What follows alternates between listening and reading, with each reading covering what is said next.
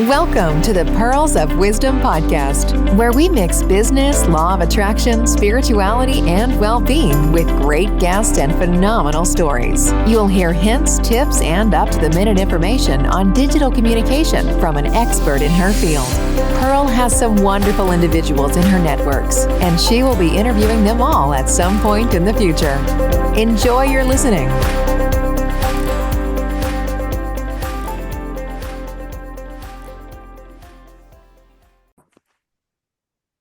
Well, hello and welcome to another of the Pearls of Wisdom podcasts. And this episode, again, is one of these special ones that are specifically speaking to the authors that are part of Mission Hope. And today I am speaking to Brad. Now, Brad, thank you so much for being on my podcast. It's my pleasure. Thank you. Could you introduce yourself and give us a bit of background about sort of who Brad is, where you come from, and everything, please? Oh, absolutely. I'm Brad Burchnell. I'm one of the co-authors for the Mission Hope series, and very pleased to be here with my good friend Pearl.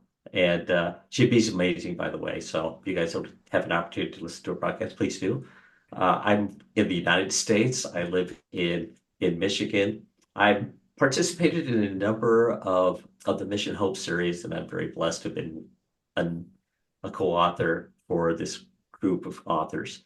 I come from a very unique background. I've been an engineer a good portion of my life, and originally was from California, moved to Colorado, and then came here to Michigan. And a lot of that formed the opportunity to meet people. I love people.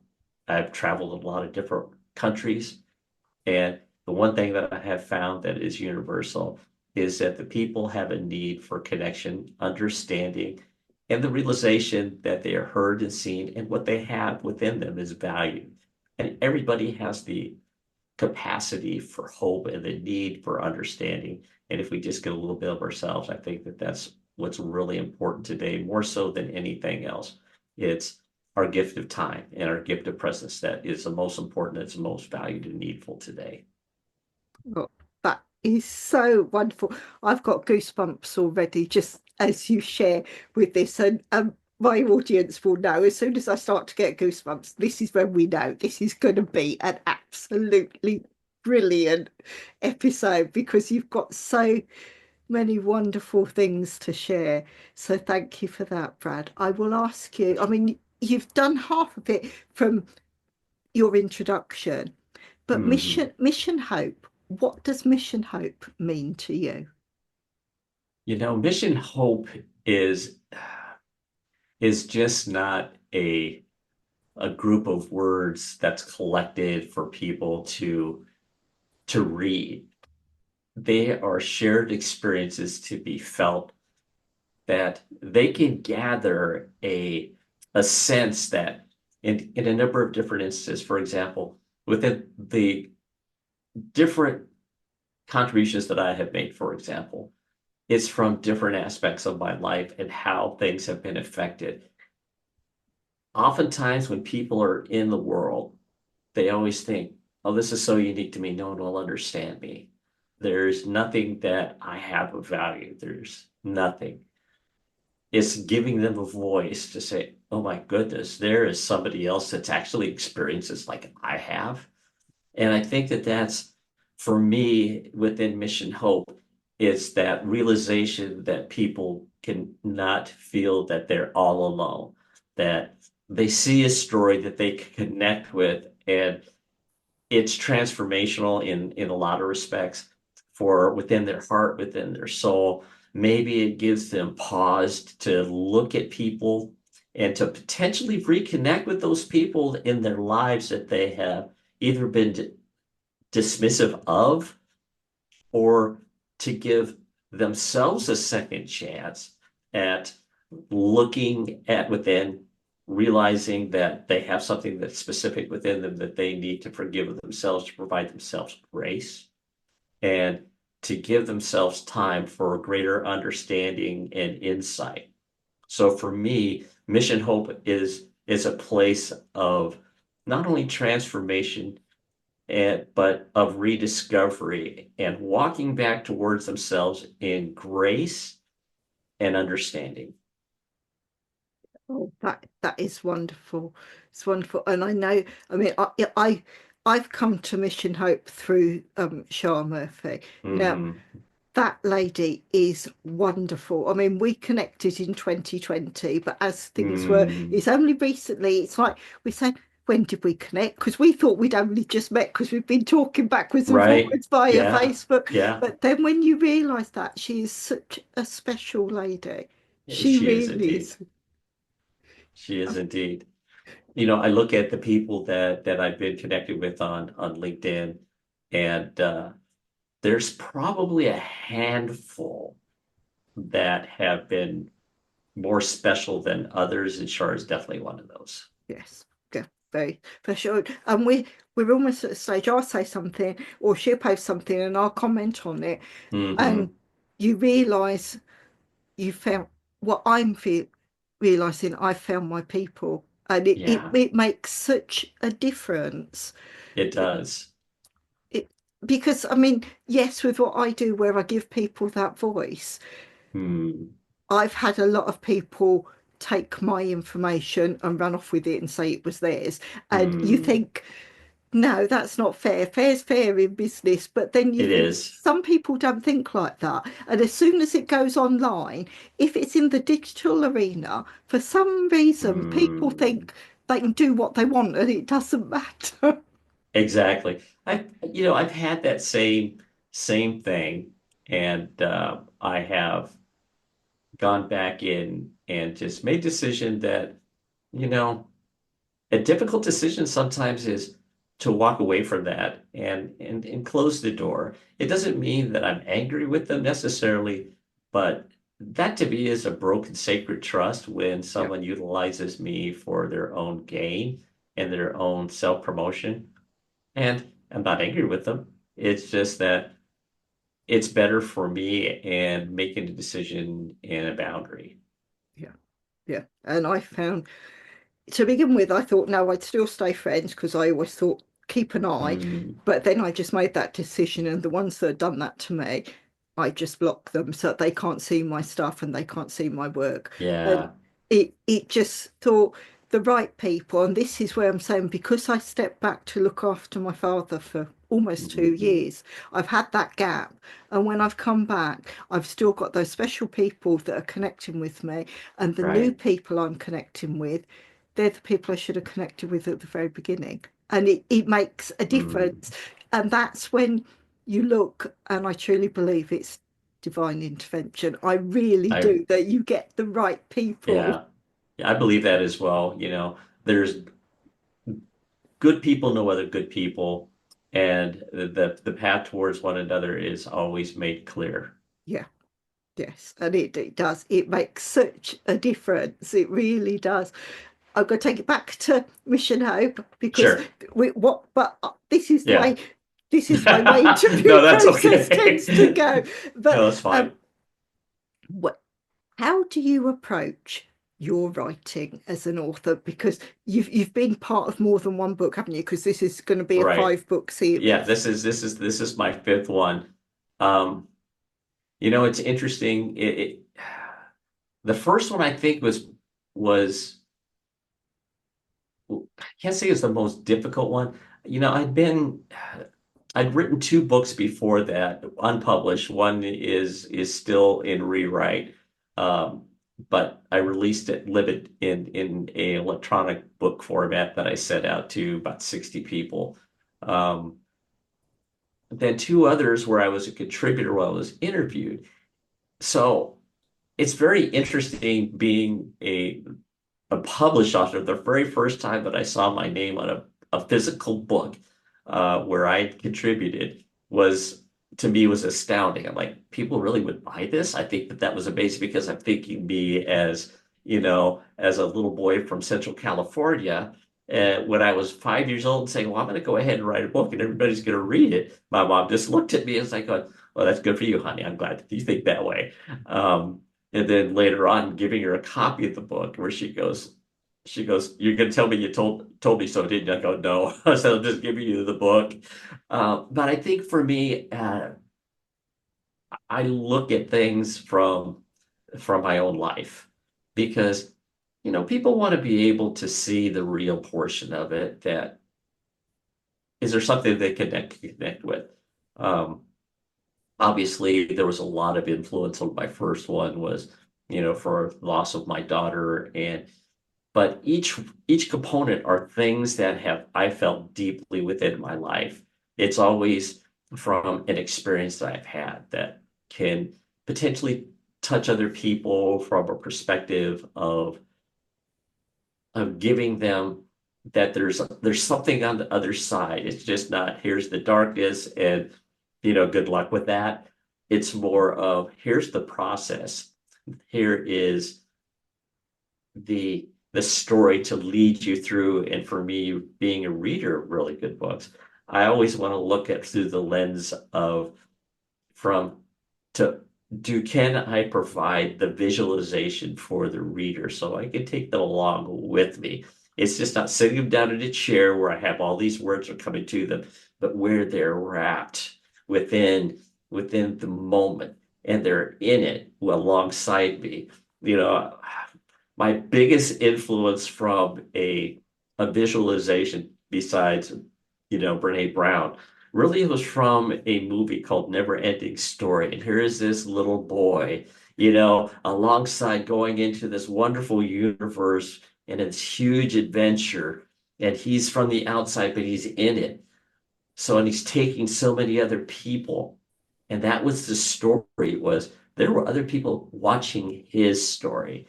And for me, I'm getting goosebumps right now just thinking about it a little bit. So for me is that's my goal is when I'm sharing that's what I'm looking at. The very last book, the contribution that I gave for the latest contribution that's going to be coming out after Easter sometime, I wrote um, not too, I want to say that it wasn't too much longer after I'd lost my wife last year. So, but it's a love letter for and about her. So what my desire is each time has been giving something back to somebody else that they can see, a different component. Where's their joy? How are they going to recapture that, rediscovering it?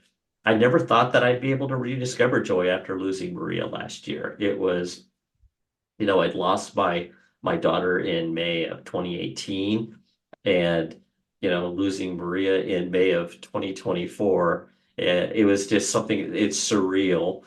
And the interesting thing is this week, as I was sitting at my office at my desk early in the morning, drinking a cup of coffee, and you were talking with one of my coworkers, and all of a sudden he just looks at me and he says, "Brad, you had the very most interesting face on. What are you thinking about?" I says, "It's interesting. You know, Maria was born in in April the 4th, and Beverly, my daughter, was born on April 22nd.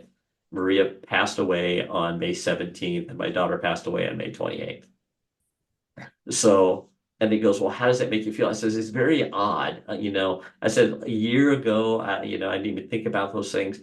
But at the same time, he says, "Does it make you sad?" I go, "A little. There's that melancholy, there's that component that you miss. But in the words that I'm providing um, within the books and within Mission Hope, Maria's sitting right next to me. And that's really where a lot of that inspiration comes from, is have that life well lived to be able to come alive and to be able to share that with other people. That's always my thought process is how to bring to life the story that brings people, to a point in their life that they feel that component and they rediscover that portion within themselves as well." Well, that is absolutely beautiful. It really is. I mean, it's to hear how you've shared and how you've dealt with things, and you've done it so well. You've got those memories that Hmm. you can read again. You've got them here that they're always with you and they're in your Hmm. heart. Right. But in the book, where as people read them, they're experiencing those memories as well, and they become their Mm, memories as well. And that's what's so special. You are spreading that love for your wife and your daughter right, globally, and every reader is going to feel that as well. And that is so, so special. right. Yeah, I think one of the things that was interesting, I was talking to my sister-in-law in Brazil, and I've been working very hard to gain fluency in Brazilian Portuguese. So I've been studying for 2.5 years, and I finally took on a Brazilian Portuguese teacher late last year. And she and her husband have actually become very good friends. They live not too far away from my house. They're originally from Sao Paulo, and they're such wonderful people. And I was telling my sister-in-law, who lives down in the northeastern part of Brazil. It's in a town called Recife. It's in the state of Brazil, Pernambuco, and we chat back and forth via WhatsApp. And I always make sure that if I'm unsure about some of the spelling of the words, I use Google Translate a lot. But I'm also, but I also know what I'm saying as I'm going through this. I go, "Yeah, okay, that's correct. That's not." But it was interesting. And she goes, "You wrote a book?" And I said, "Yeah, but this last one, it was about your sister." And she just goes, "Oh," she goes, "I miss her so." And she goes, "Is it, do you have it translated in Brazilian Portuguese?" And I said, "No, it's not." She goes, "Oh." So I took the last chapter of the last book. Sorry, Shark, don't get mad. But I took my chapter and I translated it in Brazilian Portuguese so she could read it. And I think and when she took the time to read through it, and she was just like, "Oh, Bradley." She just goes, "I could feel your love for my sister, and I could see the pictures in my mind as you're in your words." And for me, that was everything. So I think that's, from any author that is out there, and they say, "Well, what is the one piece of advice?" Paint the picture, Yeah. develop the story. Oh, definitely. And I think the more you write, the more the pictures become more Hmm. detailed. And it is, and like we were saying with an audio book, if the author gets to read it, that passion comes through. Because quite Yeah, it often, if does. they have someone else reading it, they don't know. The author knows where you Hmm. wanted to stop. Even if the comma's not there, you know where you need to take breath. And Exactly. yes. I think it's interesting. When I was, oh gosh, I don't even know which class it was, or if it was a class or I read it in a book. It's it's the author's voice, or it's the speaker's voice, so it's the inner voice. It's that portion of you that is so passionate about the message, that you become just a component of that story. And where someone else is, grabbed by the heart, and not just by the mind and not by the eyes, but grabbed by the heart and their soul, and they're part of that. That's where the true passion from my standpoint when I'm writing comes from. And that's the example of a brilliant writer.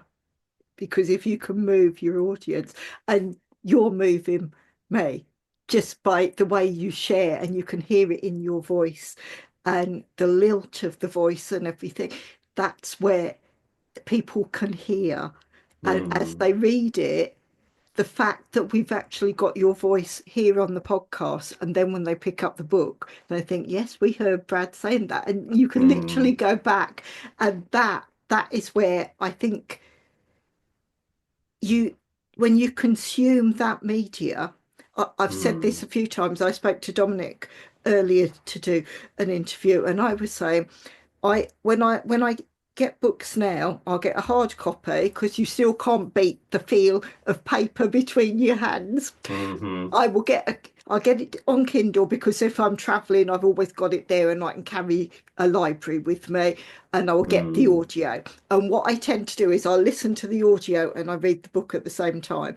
And when it's read by the author, it's I find it stays in my brain longer. like if I'm doing a research book, I I really understand it more, and it's like this multitasking thing. Mm. But it is whenever I get a book, the amount I've got. I mean, I live with Dad now, and he says to me, "We need more bookshelves," and I say, "Yes." And he says, "Well, should we get rid Right. of some of them?" And I say, "No, no, we cannot. They are like my babies. I love my books," which is why quite often all my regular listeners know I always ask a question: "Can you name three of your favourite books?" Because then I add them to my library. You see, that's why it goes in my in my Well, book. I tell you, I actually do have for me the three top that I have. Obviously, there's for me because of my background in my faith is the Bible because it's a total book of wisdom in my opinion. Other people may say, well, it's not my. It is for me. It's the place where it lives. It's real. And especially for where we're at today, being on Good Friday, it's even more Yes. meaningful for me. Then number two was actually it was it was a tie, but ultimately, in my opinion, it was Daring Greatly by Brene Brown because it really gave me a sense for the some of the componentry within people and also from the psychology of people, not from the clinician side so much is the more relevancy, how people interact, what are the things that are important, how does that work? And in my own studies within psychology, those are the things that were also very meaningful for me. It's like, oh well, that makes sense. And then lastly, it was I have a daily book that it's actually on my desk. It is, I'll go ahead and show you. It's called Grace from them for the Moment, and it's by Max Lucado. He's one of my favorites. It's just there's a daily message within that. I've had this book now for the better part of 12 years, and it was given to me by the CEO for the last company where I was at, and we all read the same page for that particular day. We would come in during the day. And he would just make a point going for each executive in the leadership team and say, "What did you think about that?" And he would spend time with them, and it was very deliberate. So for me, it not only has meaning for the message, but it also has meaning for leadership and friendship and greater understanding. And from a people side, he was probably my favorite. I don't even say boss, but probably my favorite leader because he showed what true leadership was about. Yeah. And that to me was everything. Oh, this is wonderful. And you saying that, one of my favourite words is synchronicities, because Mm. the more you get to know someone, you see all those the synchronicities and things. And when Clubhouse, when they brought out the app Clubhouse, Mm. I started using that from the word go, and I was part of quite a few online reading clubs that because Oh, I did a lot of studying with Bob Proctor, so I did an awful lot with that, and I used my consultant used to ask me, and I'd run half of her meetings for her, so I really got into it, and we we nice. we would choose certain things. I mean, like we read quite a bit of Neville Goddard, and some of Mm.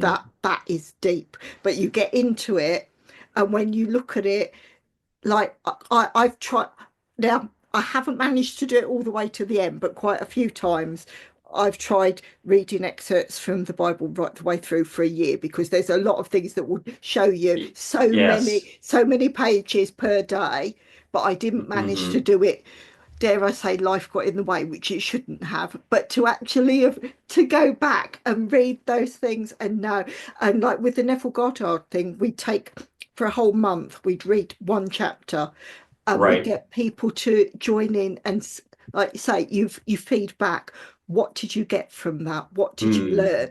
And again, a lot of it depends what mood you're in on the day, because you, even though you're reading the same information day in day Hmm. out, you will pick up a different piece. Like again with the books, the Mission Hope books, so I say they're there to just pick up, and on the day you could just open it, would open at a page and you could read Hmm. that, and that could be exactly what you need to see that day. And then on another day it would open to another page, and it's like you're reading the whole a brand new book because of the the way you're feeling when you pick that book up.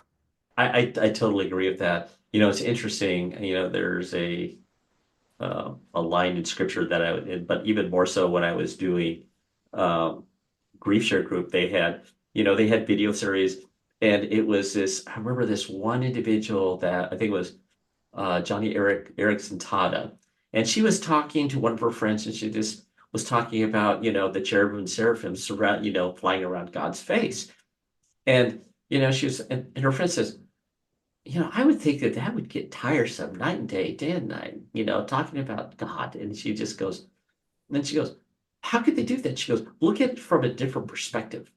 Look at it from a perspective of a diamond. If you look at a diamond and you have it in a different kind of light, it's going to give you a different reflection, and it's going to hit you differently every single day. And I think that that's also where Mission Hope and the different series comes in, because it may be where someone needs to have something where they see a series where there's triumph, another one where where they see where the power of love is demonstrated, where they see gratitude, where grace is, and also within the next area where they're rediscovering joy. Even in the midst of heartbreak, there is still joy to be had. Let me give you an example.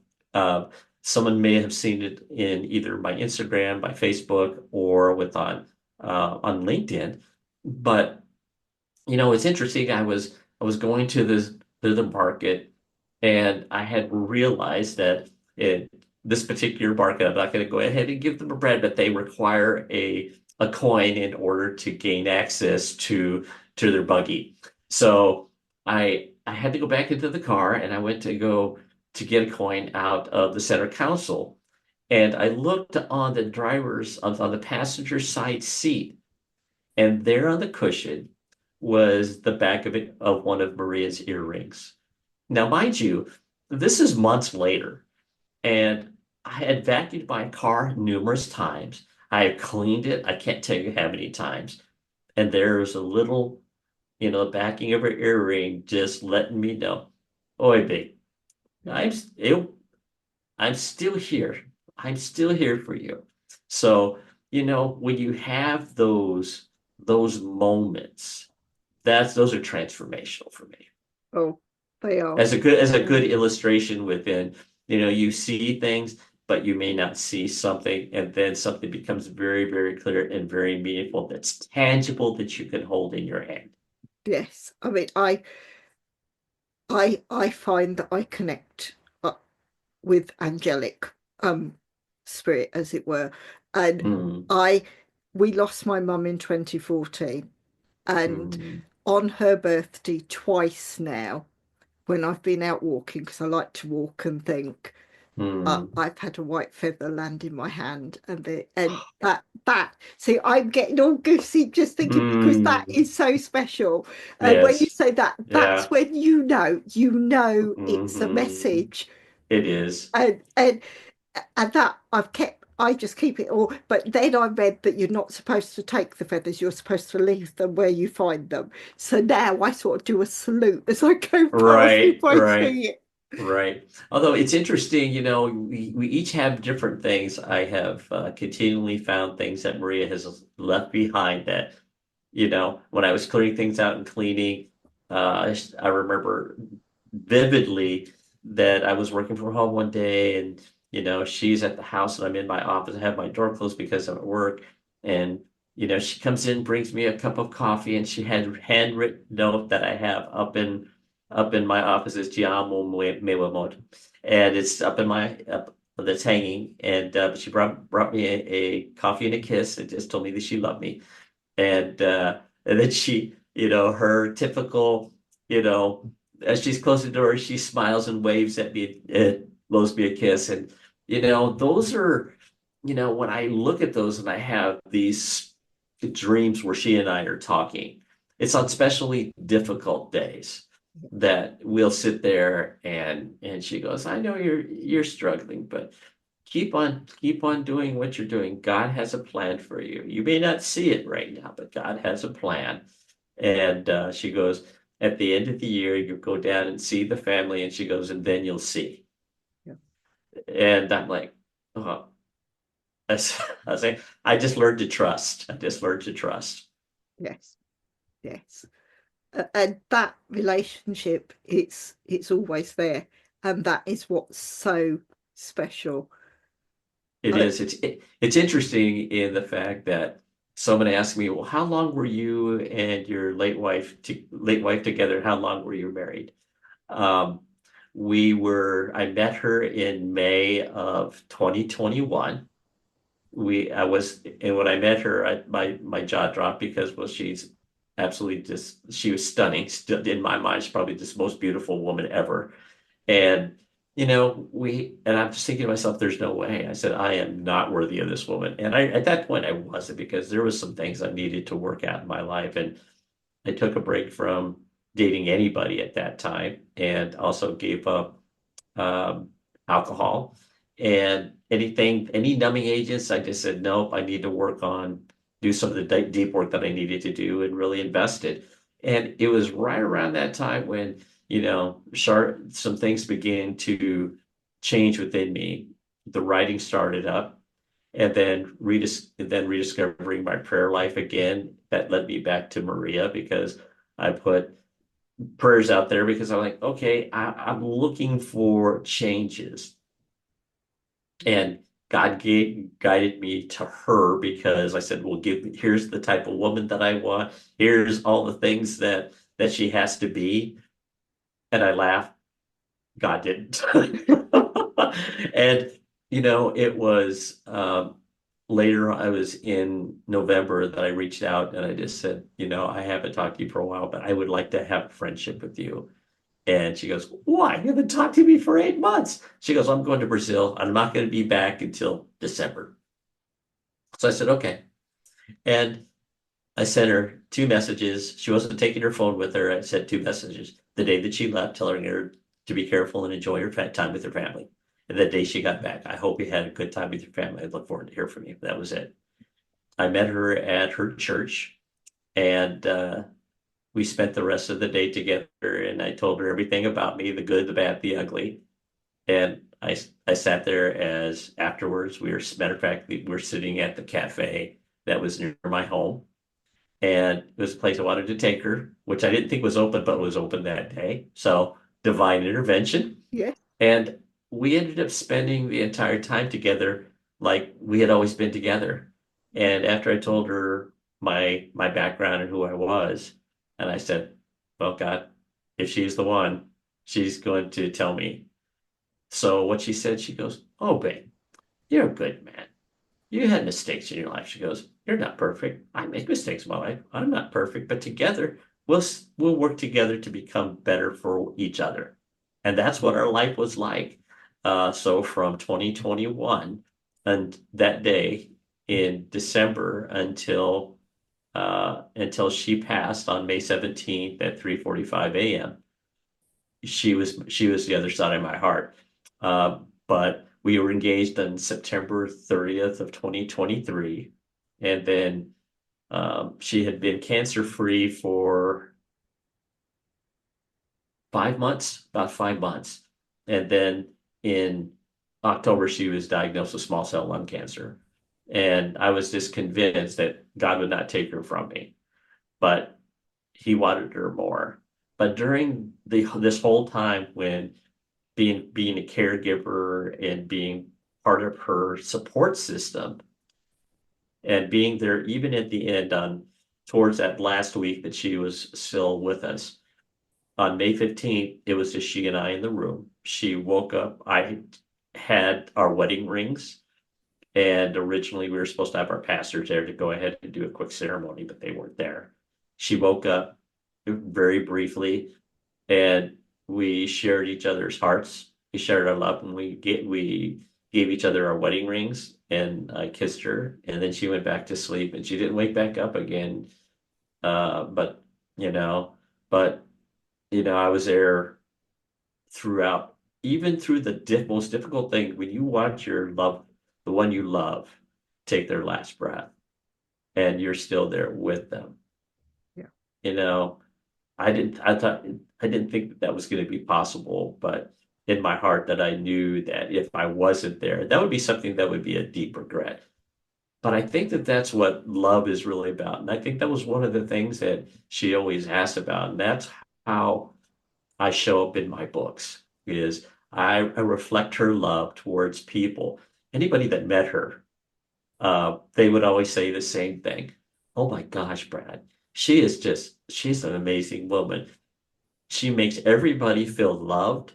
She made everybody feel better because of knowing her. My mother just absolutely just adores her. She adores her. The first time that they met, you know, it was so sweet because my mom would be on the phone. We would be driving, and Maria would go, "Hello, my mother-in-law. I love you." But that was her. And those are the things that I take with me. So we were together for a long time, but in that short time, we lived a lifetime. Yeah.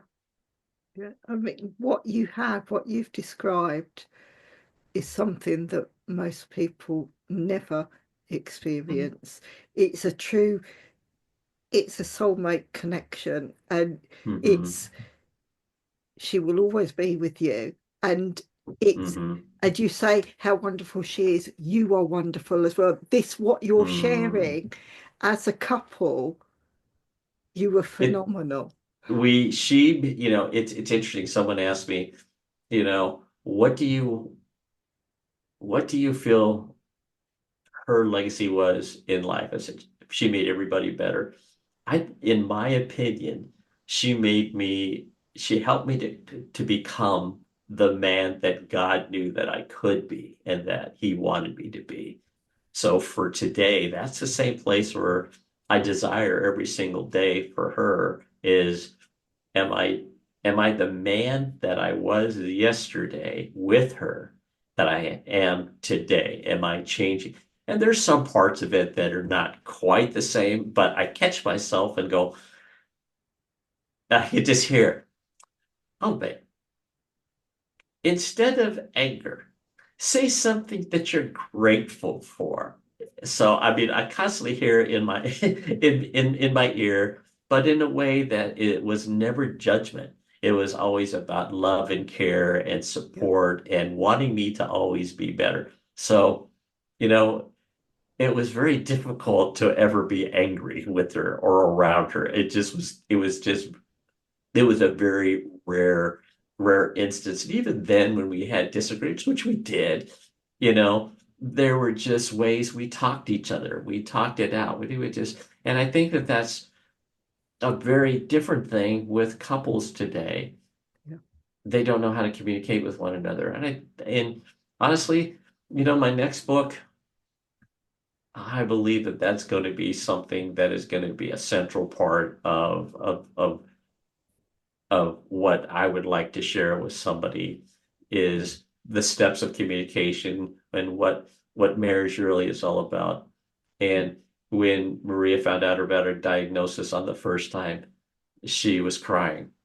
And I said, babe, what are you crying about? And she says, that's cancer. I said, I heard that, but what are you worried about? And she said, and she looked at me and her daughter looked at me and I said, are you afraid that I'm going to leave? And she just nodded. I said, remember what I said the first Christmas? I'm not going anywhere. And I think that that's where people don't understand what marriage is about. That was marriage. To Yeah. me is, it's in the fun stuff, but it's in the difficult things. It's going to the radiation treatments. It's getting up at 4:30 in the morning and taking her for her MRI. That was starting at 5:15 in the morning. So those are the things that, in life and communication, it's speaking life into somebody else. And really, in Yeah. the bottom line for all the Mission Hope series, from my perspective, it's breathing life back into someone. Most definitely. when you say about communications is, I mean, yes, we're communicating through a screen because Hmm. we're thousands of miles away from each other, but we're still connecting and we're talking. Right. But whole families, they could all be sat round a dinner table and they're all on their phone and they're not speaking to each other. Hmm. I mean, yes, I can be guilty of using tech because I use it for work and everything, Right. but it does take away. People forget how to speak. I remember I wrote a linguistic piece where the the art of writing had disappeared. Well, Hmm. we've got whole generations that write in text speak and they write it when they answer in exams, when they're writing freehand. It's like Yeah. they don't Yeah. know how to write anymore. And that's so sad. Exactly. I think that, when we look at where people are at within life, and I was very guilty of that when it ended up coming into my previous marriage. My one daughter would always yell or speak strongly about us using our cell phones, and there were times she would just grab them. So I made it a point, part of one of my um, core values is presence. Yeah. So that is a key component of it. So when Maria and I were together, when we were out, I handed her my phone. And she goes, "What are you doing?" I said, "When we're together and we're out, my presence is to you, is my present to you. And I don't want to have my phone being a distraction." So I told put it on silent. She would put it in her purse, especially when we went into church. That to me was important because not only did that show the value that I had towards her, but the value her presence meant to me, and that I valued her more than I needed to be on the phone or just doing this, going, yeah. I wanted to be, she needed to be seen, heard, and valued. And if we don't do that, that's an art form that's being lost. And we get so caught up in that. And that's a tragedy. That is, it's wonderful. I mean, your knowledge, I'm going to ask now because my listeners are used to this. Okay. Can I ask you to come back and be a regular guest because Oh, I'd be you have I'd be so happy to. much to I'd be happy share. to. Oh, I'd You, love to. I mean, there's so much that you've touched on that I think all of my listeners, they will all, they'll be coming back for more because it's you you speak so eloquently. You capture the feeling and the emotion Mm. and you take us with you on that journey, which is quite rare. You don't get to see that Oh, often, I'm and I'm it's honored. so I'm honored. I special. truly am. I truly am. Thank you so much. I would love to come back again. And I suppose I've gone way over. I could talk to you all day. This is Well, we'll have opportunities to do that again in the future. So we can just we don't have to say, you know, goodbye. It's just until we see each other again. In Brazilian Portuguese, is até mais. It's till later. Oh, that's wonderful. That is wonderful. I will bring it back to Mission Hope. And I will say, if there's one takeaway from this series that you'd like the listener to take, what would you say it is? Within the series, the you have such a unique group of authors that come from different perspectives. The values that they provide to you, the focus on the series, each component, wherever you're at within your season of life, it'll have a chapter that is meaningful and restorative that you can find. The latest one is on rediscovering your joy. Happiness is fleeting, but joy is within. So if there's any one thing that I would encourage you, rediscover your joy. It will transport you, it will fulfill you, it will heal you from within, and it will change your perspective in a way that is truly something that people will see on your person and that you will see within your daily life. That is absolutely wonderful. Thank you for being such a fantastic guest, Brad, and I look forward to speaking to you again. It's Thank my you. honor. Thank you so much for having me on tonight, Pearl. I appreciate you, my friend. Thank you. Thank you for listening to the Pearls of Wisdom podcast. We hope you have enjoyed the content shared. Please share with others who would like to enjoy these interviews and discussions. If you would like to support the podcast, please follow the link in the episode description. If you want to be a guest on the show, reach out and let's discuss next steps. Until the next time, enjoy your listening.